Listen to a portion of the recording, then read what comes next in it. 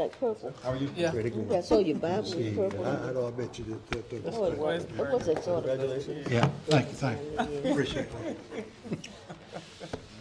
I wish I could read you. Your first night, you gotta stand and sing a solo. Okay. Good afternoon, everyone. Issue. It's all It is 4 o'clock. if you're voting. Time to begin our afternoon meeting. At this time, we'll call ourselves to order. And Larry? Mayor, members of council, thank you very much, and welcome to our candidates-elect who are sworn in tonight. We're glad that you're here, and what we have in store for you is a presentation from David Core, our Energy Services Director. Basically as a follow-up to some discussion, I believe at the last regular meeting, there was a citizen, John Thomason, I believe, raised interest and concern about our policy regarding incentivizing or paying renewables, and in particular solar panel and solar panels. I believe he has solar panels, one or more, and wants to put them in or house them. And is unhappy with our rate methodology. So we've asked Dave to provide a foundational presentation that will offer you insights on the policy, the practice, and rates in general. Thanks, sir. Hey, Larry, I've come to one conclusion. Angie looks a whole lot better than Freddie does. Probably get a unanimous vote on that. I agree. Good afternoon, Mr. Mayor, members of council. David Lucor, the Director of Energy Services, and like Larry said, over the course of the next 2 hours, I'm going to tell you everything you need to know about solar energy. Bet you don't. Can we get the condensed version? It won't take that long. But I did put some information together so that you would know what our policy is, how it was developed, what our methodology is, and the foundations of that policy.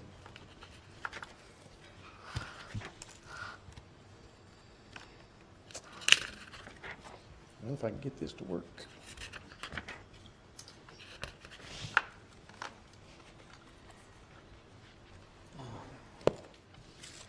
Thank God you don't use PowerPoint at any of our facilities.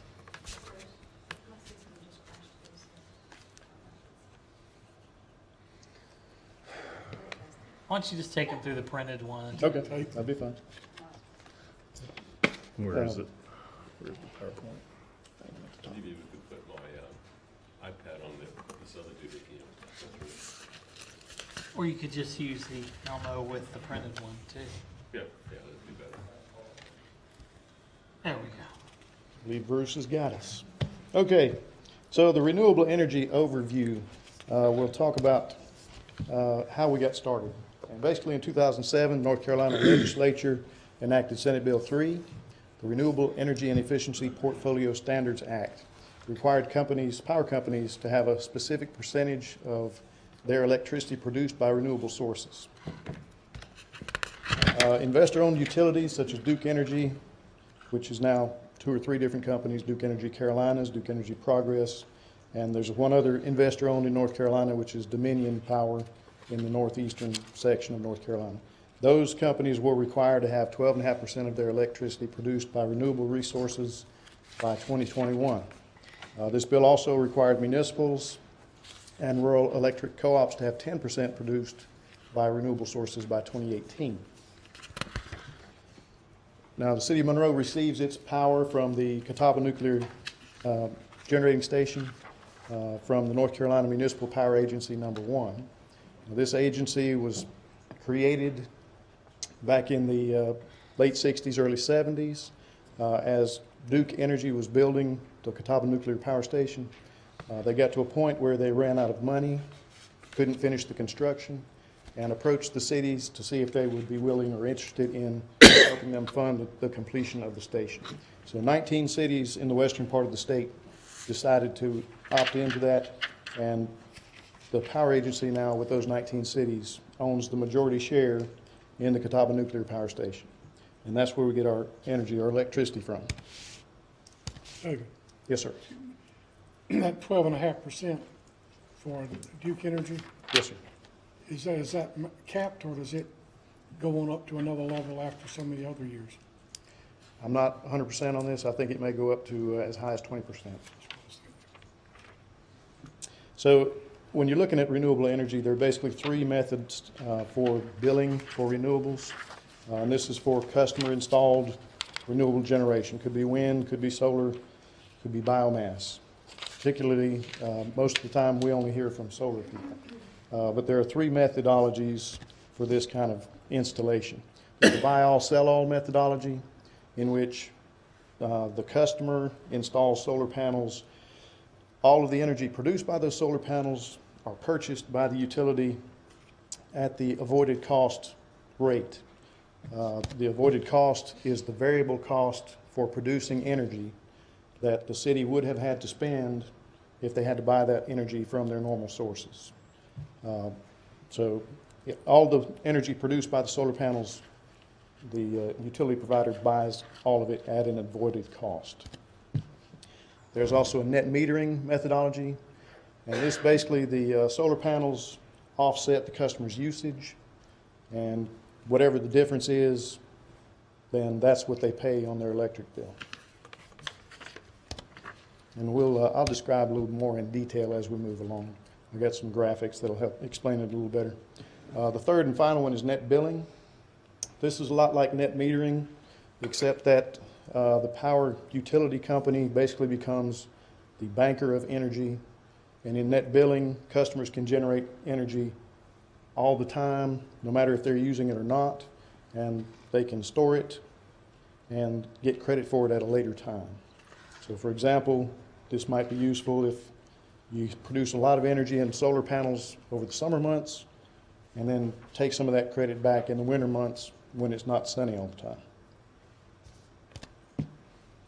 All three billing methodologies are approved by the North Carolina Utilities Commission, and Electric Cities of North Carolina recommends the buy-all, sell-all methodology to the power agency cities. However, each city makes their own policy. The council or the elected body decides what each one wants to do. Electric Cities has no authority to create any policy for any city. They are only a resource to the cities to provide recommendations and information. And currently we operate under the buy-all, sell-all? That is correct. So right now, all of the cities in the power agency, including Monroe, use a buy-all, sell-all methodology. You say all. All. It's 19 of them, right? That is correct. Okay. Union Power Cooperative uses a buy-all, sell-all methodology. Duke Energy is the only one using a net metering methodology. In 2009, Monroe City Council approved the Renewable Energy Credit Rate Rider, which is Electric Rate Rider RECR-1, and it is not a specific rate itself. It is a rider that can be applied to any of the electric rates that we currently have. Let me ask you a question. Yes, sir. I don't mean to, maybe it's not a good time.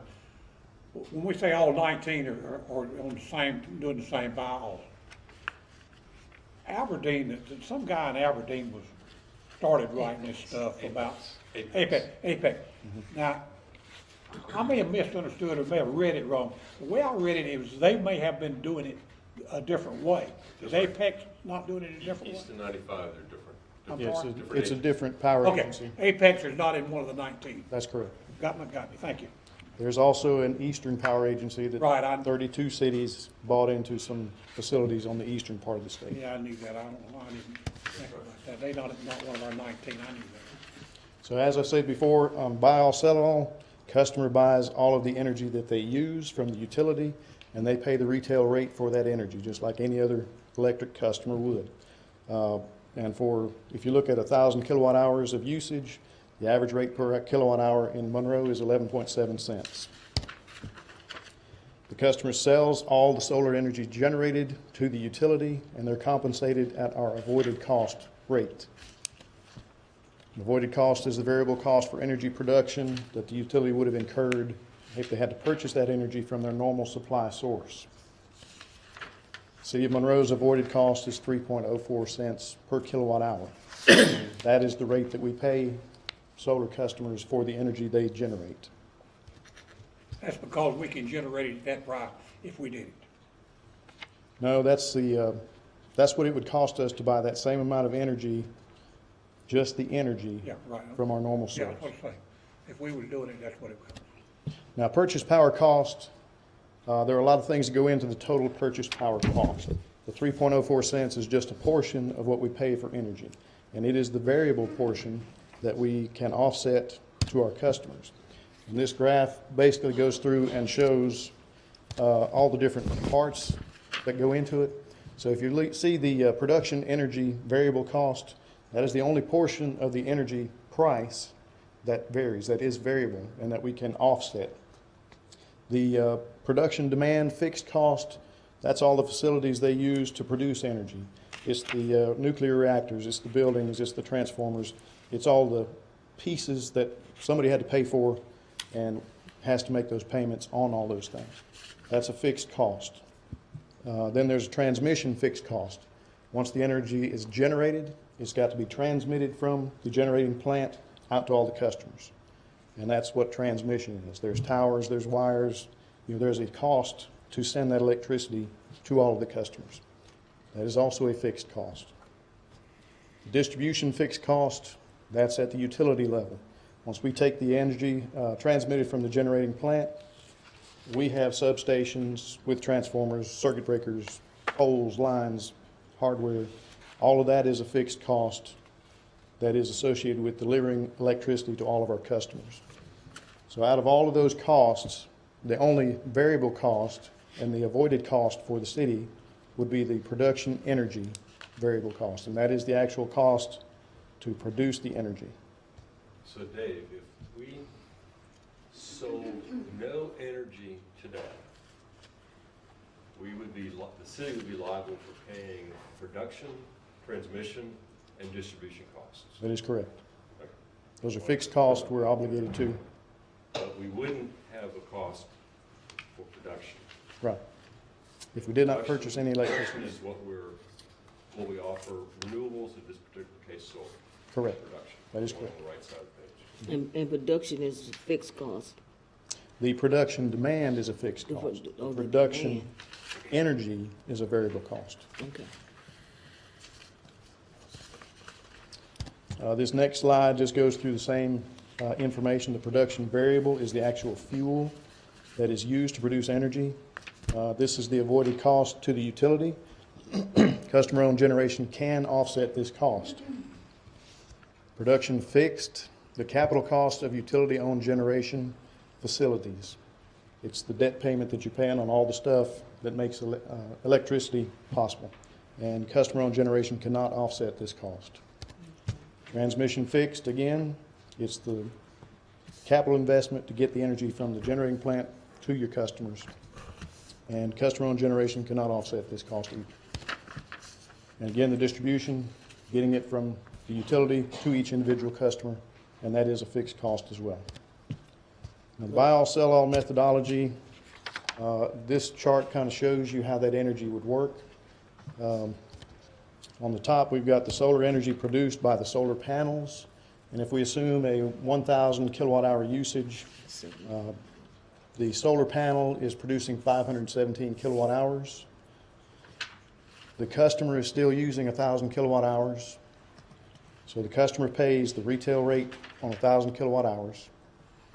And then the city or the utility company would pay the customer the avoided cost rate on the 517 kilowatt hours. That's the buy all, sell all. Customer pays for all the energy they use at the regular rate, but then they get credited back for the energy they produce from their renewable generation source. There's some basis for why we took this position. The buy all, sell all position creates a level playing field for all rate customers, all ratepayers. They receive the same benefit for their renewable energy generation. It doesn't matter if they have a dozen panels or one panel, they get the avoided cost per kilowatt hour in credit back. It allows Monroe to continue to recover all of our fixed costs from all of our electric ratepayers. It doesn't matter if they have renewable generation or not. We're still able to recover our fixed costs. from each customer. Eliminates shifting of fixed cost from renewable energy generation customers to electric customers without renewable generation installed. Also, our electricity comes from the Catawba Nuclear Station. It is produced from 90% nuclear generation. Nuclear generation has 0 carbon emissions to produce electricity. We also purchase 40,690 megawatt hours of renewable energy from the power agency at a cost of approximately $200,000 annually to meet our share of the 10% requirement.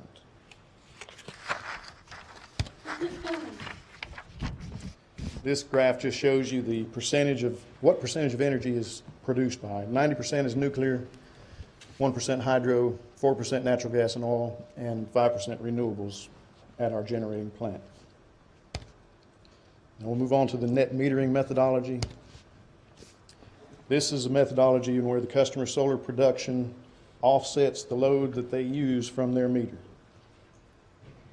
So basically, in essence, they purchase the difference in what they use versus what their solar panel produces at the retail rate. In this scenario, solar customers receive compensation for their solar energy at the retail rate. The customer is overcompensated since retail rates are designed to recover our fixed system costs. So by giving that customer the retail rate for the energy generated, we are eliminating our fixed cost recovery from that customer. Utility under-recovers, and that shifts the recovery of those costs to all other electric ratepayers. The fixed costs are fixed, and they've got to be paid somehow. In the net metering graphic, just like in the buy-all, sell-all, the top row is the solar energy produced. We use the same 1,000 kilowatt hours of usage from the customer.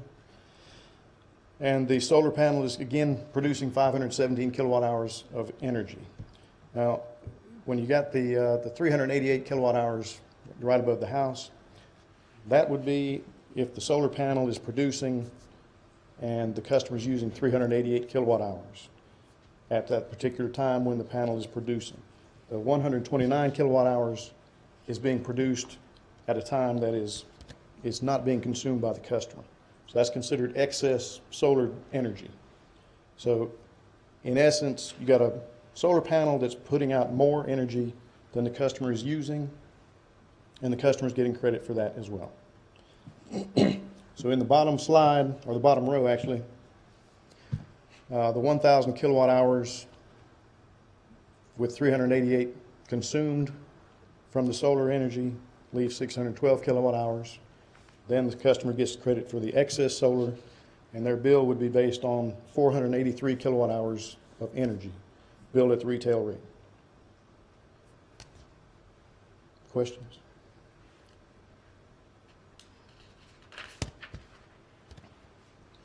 Now, Duke Energy has lots of generating sources, generating plants. They have coal, they have coal ash, hydro. They've got a lot of different sources. The amount of, or the percentage that they produce electricity from using carbon emitting sources is a lot higher than what the agency does. Under the Senate Bill 3, Duke had some options to meet their goal. One of those was expend a lot of money to install their own renewable generation, but they allowed customers to do this, make this expense, and to incentivize that, they created this net metering policy, which in essence overcompensates solar customers, but it helps meet their obligation at a cheaper cost to themselves.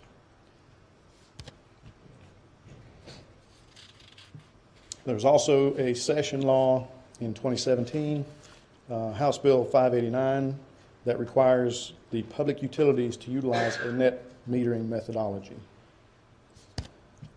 City municipals that own their own electric systems are not considered public utilities under this policy, and therefore we are exempt from that rule.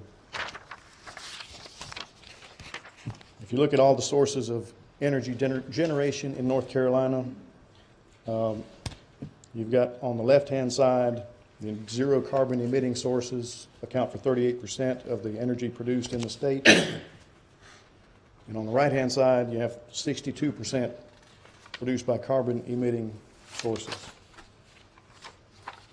So what are other utilities in North Carolina doing? And this graph basically shows Union Power Cooperative, which is an electric co-op, Duke Energy Carolinas. The customers in green are cities that did not opt into the power agency. They remained wholesale power customers of Duke Energy. And then the NCMPA 1 agency cities in blue. So out of all that list, there's only one city in North Carolina, on the western part of North Carolina, that is using net metering, and that is Waynesville. And they are not part of the agency. And this graph shows what the cost or what credit each city pays to the renewable customer based on the buy all, sell all, avoided cost methodology. And if you look down the list, most everyone is at 3.04 cents per kilowatt hour because we all get our power from the same source. All the 19 cities get their power from the Catawba Nuclear Station, and our variable cost is the same. A couple of them on here. Waynesville, like I said, they're not an agency city, and they compensate for solar power at a higher cost per kilowatt hour, 6 cents versus 3 cents. And then, of course, Duke Energy with their net metering, the offset is somewhere near 8.7 cents per kilowatt hour.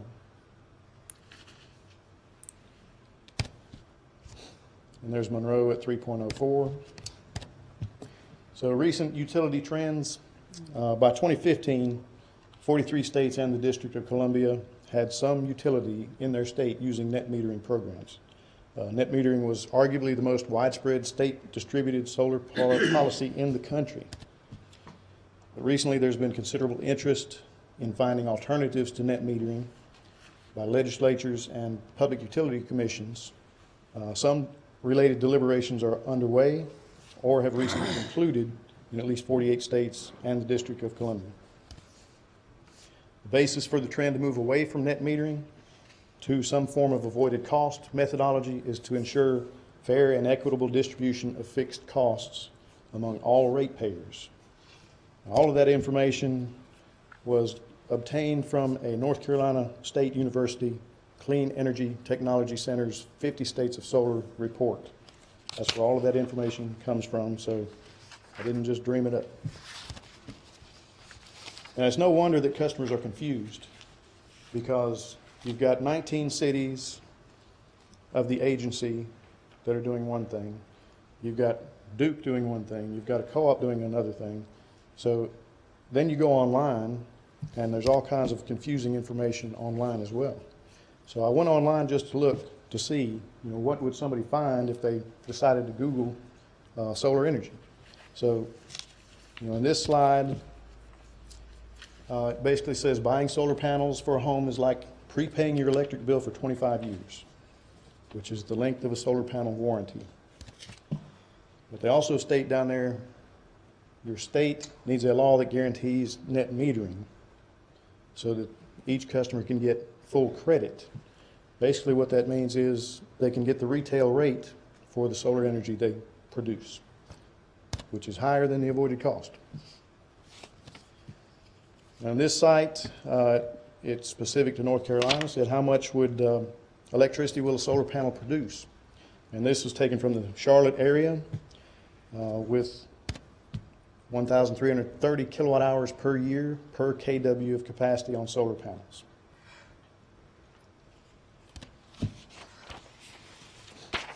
Also on the web, this gives you an estimated cost for North Carolina, roughly $3.50 per watt of solar power installed. In this graph, they're representing a 5 kW system. A kilowatt is 1,000 watts, so that would be 5,000 watts times $3.50 to get the price of $17,500. So if a residential customer wanted to put a rooftop solar panel of 5 kW capacity on top of their house, they would be looking at a $17,500 investment. So if we take that information that we got from the web and we look at what the city of Monroe has, in fiscal year 19, the city of Monroe had 8,875 residential electric customers.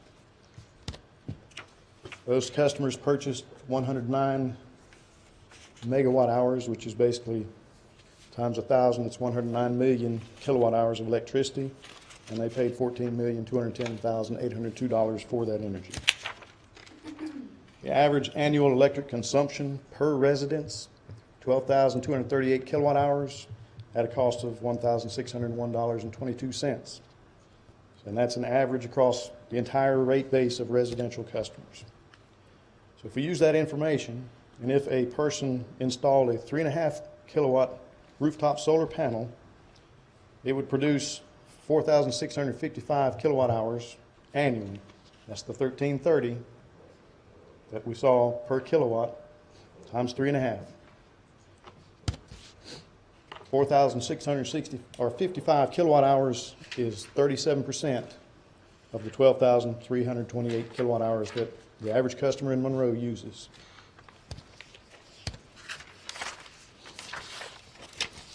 So if we take the dollars, the 1601.22, and we figure out what 37% of that is, that's $592.45. So if we look at, how many customers would actually put a solar panel on the roof, we used 1.5%, which is somewhere close to the national average. Could be more, could be less. All of these are assumptions. But if 1.5% of our residential customers were to install a 3.5 kilowatt rooftop solar panel on their home, and if the city allowed net metering, $78,795.85 in costs, fixed costs that the city has to pay, would not be recovered from those customers. And that cost would have to be shifted to other customers to basically subsidize. Again, these are fixed costs that we have to pay. We're obligated to pay that whether we buy any energy or electricity or not. In contrast, using the buy all sell all policy that we have, the city would purchase the 619,115 kilowatt hours generated from the solar panels. And again, 1.5% of the residences would be 133 residences. If we purchased all of the power they produced at the avoided cost rate, our cost would be $18,821.10. But that's actually a question. That's actually not additional cost. That's what we would have paid That is for that energy. So correct. That is avoided cost. Unlike the 78,000, 79,000 would be costs we still have to recoup from somebody. That is correct. So in the buy all sell all methodology, there's no cost shifting involved. Since the customer is receiving credit for all the energy they produce based on the avoided cost, that is a variable cost, not a fixed cost. If the additional $78,795 were passed on to the remaining residential customers that did not install any solar panels, each customer would have to pay an additional $9.01 per year to subsidize the 133 customers that put solar panels on their roof. It doesn't sound like a whole lot. But if we use the numbers that were given in the online, $12,250 would be the cost of a 3.5 kilowatt solar system. So if we use net metering, the customer would receive $592.45 annually in benefit by having that on his roof, his or her roof. And they could recover that $12,250 investment in 20.7 years. In contrast, using the buy all sell all methodology, each rooftop solar customer is paid the avoided cost and would see a $141.51 credit each year. And using that number in the buy all sell all methodology, it would take 86.6 years to recover that investment. So to summarize, the buy all sell all methodology is the most equitable way to allow renewable energy generation for all electric customers and the city to recover everyone's fair share of fixed costs. Customers requesting that the policy be changed to net metering, I think it's pretty obvious what their motivation is. You know, they can receive a higher payback on their investment, but it is at the expense of all the other electric customers. It is not equitable to make all other electric customers help pay the cost of renewable generation for customers that choose to install it. They're not required to install it. It's a choice that they made. It is not equitable for the single mothers trying to survive, the elderly on fixed incomes, the low-income customers and residents that we have, to ask them to subsidize customers that chose to install renewable solar panels on their roof and had the means to do so. That's not an equitable way to distribute that money. If electric customers that can afford to choose to install rooftop solar on their house, they should do so at their own expense. That is the basis of our buy all, sell all policy, is not to incentivize them with other electric customers paying a portion of their costs. Any questions? I have a question about that electric cost that you said was about $1,600. Is that over the year or is that per month? That's a yearly expense. Average annual cost of electricity per residential customer is $1,601.22.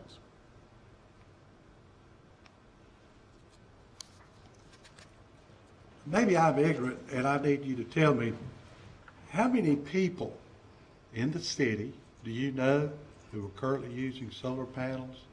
Currently, there are 3 solar customers in the city of Monroe. Yeah. But that is primarily due to our buy all, sell all policy. We have been approached by a lot more than that. Once they figured out we didn't do net metering, they didn't want to put solar up anymore. Got a guess on that? Got another 3, another 300? It's not 300. I would say, you know, in the 10 to 15 range. It's as high as 1,500. I'm How sorry? many did you say? 10 to 15 Oh, 10. other customers Oh, okay, I thought that you said inquired about 100. it. Double digits. Right. David, looking at the efficiency of these solar panels, it's kind of like the LED lights we've been discussing. Every year, they get quicker, faster, whatever. Right. We're going to see more people wanting to do this. What's to keep me from putting these up on my house, putting a breaker there and just running it myself during the daytime, use the city at night? Well, currently, there's nothing that would stop you from doing that. But that is, you know, we would discover it eventually, and we would require you to connect in a way that we require. And if you decide not to, then we would disconnect your electricity. So basically, if you can afford it, go for it. If you can afford it. Yes, under the buy all, sell all methodology, you can afford to put it up, you can afford to pay for it.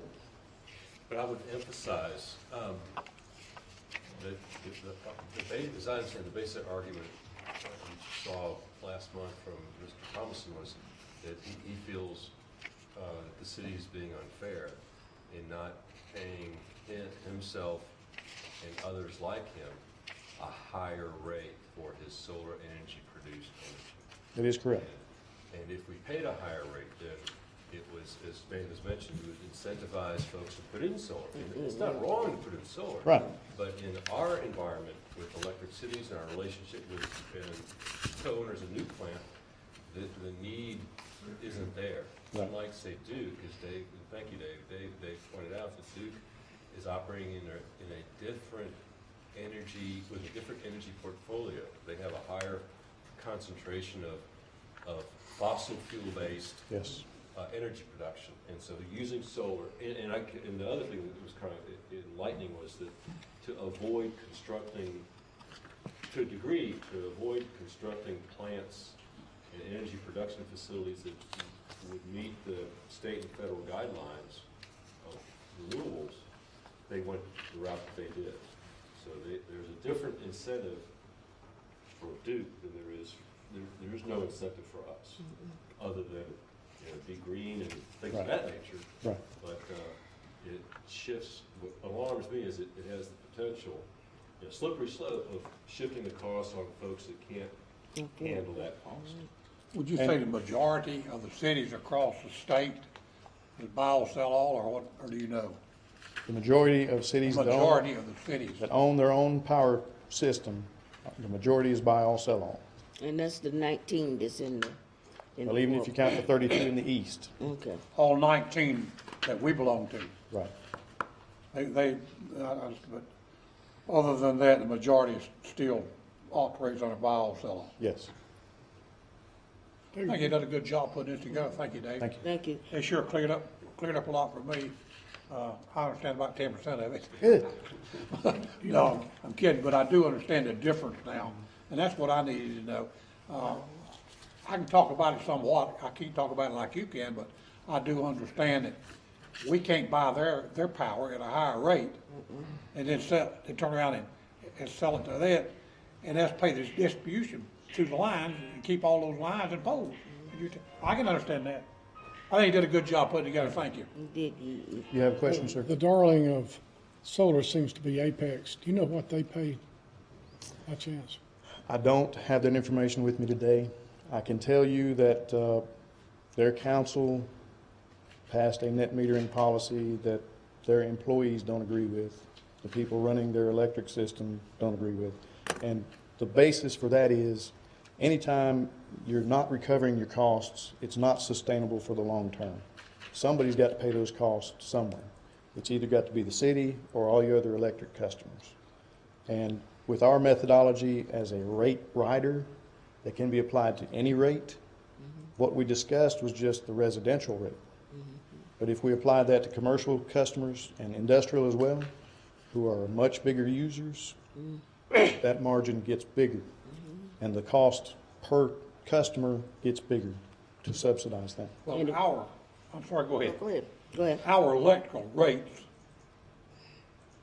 compared to the other cities of our size, we right in there where we should be, is that correct? Yes, sir, that is That's correct. what I understand, as far as our rate is concerned. Right, We're not way up or way down. right, we're competitive, We're competitive 3.4, I with think. other cities. yes. Well, that's what I thought. And if we had net metering to be, everybody would get that $9.01 a year. Yes, each of the remaining residential customers would have to pay $9.01 additional per year to help pay for the rooftop solar that other customers installed. Yep, I understand that. Thank you very much. Thank Any you. other questions, Council? You're none. Thank you, Dave. Thank you. Appreciate you putting that together. Good job. Council, have anything else? If not, it's 4:38. We'll take a recess for lunch. Be back at 6 o'clock. How you, ma'am? Good.